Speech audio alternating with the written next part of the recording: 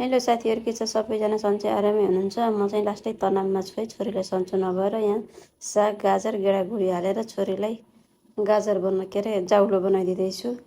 केही नहालिकन नुन र पानी मात्रै राखेर यहाँ बोइल गर्न थालेछु। यो जन्डिस भयो है मेरो छोरीलाई, साह्रै गाह्रो हुँदैछ जन्डिस सन्चो गराउनै। सुरुमा 1.8 थियो अनि हस्पिटल लिएर गएको चाहिँ डक्टरले यतिको त केही हुन्न, बार्न पर्दैन, जङ्क फुड नखाउनु, घरको चिज खान केही हुन्न भनेर भन्नुभयो। अनि घरको चिज चाहिँ हामीले खानेकुरा खुवाउँदा खुवाउँदै त्यसपछि आँखा पहेँलो पहेँलो हुन थाल्यो। त्यहाँबाट फेरि लगेर चेक गरेको त भत्तै बढेछ जन्डिस त। 1.8बाट त 2.5मा पुगिसकेछ। अनि के खान हुने के खान नहुने है, त्यसै अल्पत्र यो जाउलो बनाइदिन्छु। अनि यही जाउलो बनाएर खुवाइरहेको छु। यति खुवाउँदा खुवाउँदै पनि नानीलाई सन्चो भएको छैन। अनि जडीबुटी पनि सन्चो हुन्छ भन्ने यही छ यसलाई जन्डिसको लागि। अनि हजुरहरूलाई जडीबुटी केही त्यस्तो थाहा छ भने यसो भन्नु होला है साथीहरू, कमेन्ट गर्नु होला। यहाँ छोरीको जाउलो पाएको, छोरीलाई नि जाउलो खुवाउँदैछु मैले।